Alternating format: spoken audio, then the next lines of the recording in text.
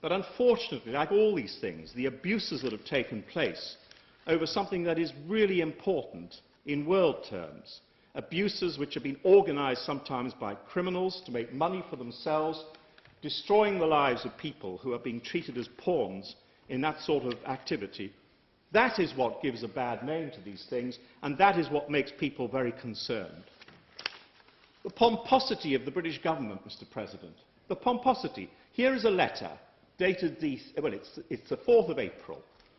It actually came to me, and indeed I suspect to others too, from the UK Border Agency. This, incidentally, is an agency which is the closing the stable door after the horse has bolted type of agency, in which everybody's going to wear a nice pretty hat, wander around, trying to trip over each other on the basis that they've now been brought together under some new umbrella to do the things that they should have been doing all along in any event. And such things as, we have published a business plan setting out the UK Border Agency's 3 strategic objectives. 1, to protect our border and our national interests. Good. Well, they've realised that one. To tackle border tax fraud, smuggling and immigration crime. Fair enough. Again, what have they been doing? To implement fast and fair decisions. Of course, clear, fast and fair decisions in immigration. That was what we tried to do, and that's what this government has failed to do. And they insult me further. As one of our key stakeholders, you are an important partner, and we are committed to working with you as we develop the new agency and keeping you updated on our plans. I mean, if I've been a stakeholder for one organisation of this socialist government, I've been a stakeholder of about 15. Please beware, ladies and gentlemen, if you ever get a letter saying you are a valued stakeholder by a government department, be warned, be warned. It's a dangerous position to be in. I want to say, President, that we've got to keep a balance here. There's nothing nasty about this proposition. It is a good proposition, because not only does it allow us to get back in control of something that we ought to always be in control of anyway, it also means that we are producing ourselves the right response to help people who want to come to this country and who can benefit from coming. Is it in the interests of those who come here, those who abide by our rules, those who want to emigrate to this country? Is it really fair on them for us not to keep control of the numbers of people that come? I think we owe more to immigrants than that. And that is really behind our Yes, please.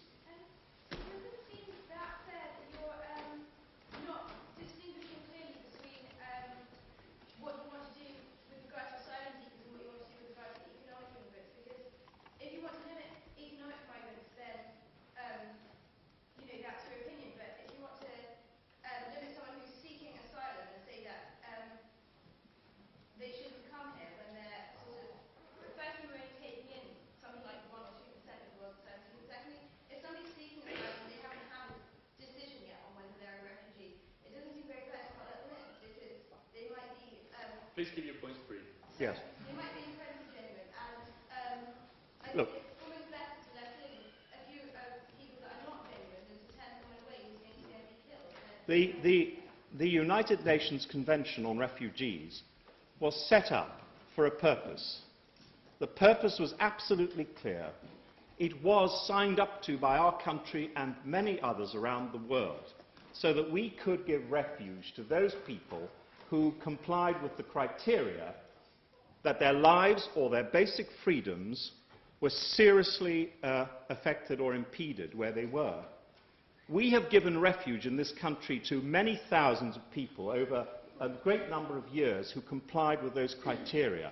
What distressed me as Minister, and what I think should distress all of us, is the large number of people. I know it has diminished recently, as David Conway said, the large number of people who are asylum seekers, but who can never get near to those criteria, using those criteria with the help of advisors and others, in order to come to this country and remain here, when they perhaps are not prepared to try to comply with our immigration rules. That is offensive, because people who have those criteria, meet those criteria, are given refugee status, should be people that we honour.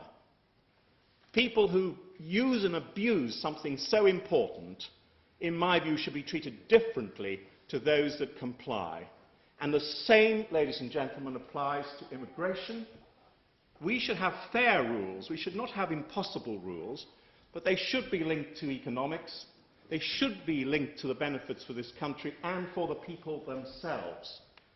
But if people abuse those rules, if they are deceitful, if they come here illegally, then is it really fair, morally or in any other way, to treat them precisely the same as those that do, perhaps to their own great cost sometimes, because they want to come here to contribute to our society and to themselves and their own families? That cannot be right, just injustice alone. And I think the key point, I'm finishing now, Mr. President, but I want to say the key point is this. Please, and I saw the sort of reactions when we were asking for speeches from the floor, the President asked for speeches from the floor.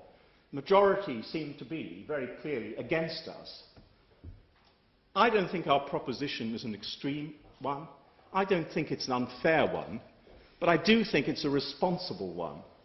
And I think in order to give fair treatment to more people, let us quite get our house in order, let us limit the numbers in a way which actually means that we can genuinely be that free country and that democracy that so many people look up to. Thank you, President.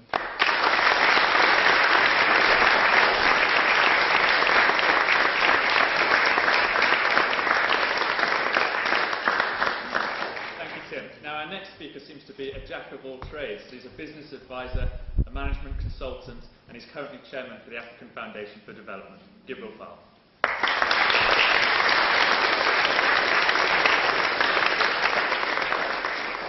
Mr. Chairman, apart from providing us with Nobel laureates, building our roads, and providing us with a Conservative Party leader, what has Immigrants ever done for us?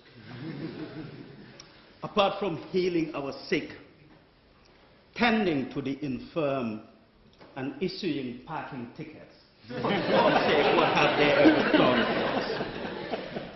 The motion we have here suggests that we have a discussion about quantum, numbers of immigrants, not principles of immigration. I beg to differ. Who is it actually are you not letting in? When you reach number 7,701, the next person you are not letting in, who is it? The family member of someone settled here, a skilled professional, or someone running away in fear of his life? This is a debate and a motion about the principles of migration, not about quantum. If it is about quantum, we have heard the proposition argue effectively that we have a useless government that is incapable of managing. I hold no breath for them. Maybe they are. That does not help the argument. That means we need a better government that manages better. That does not help the argument. The principles, it was what matters. Now, I propose to you to look at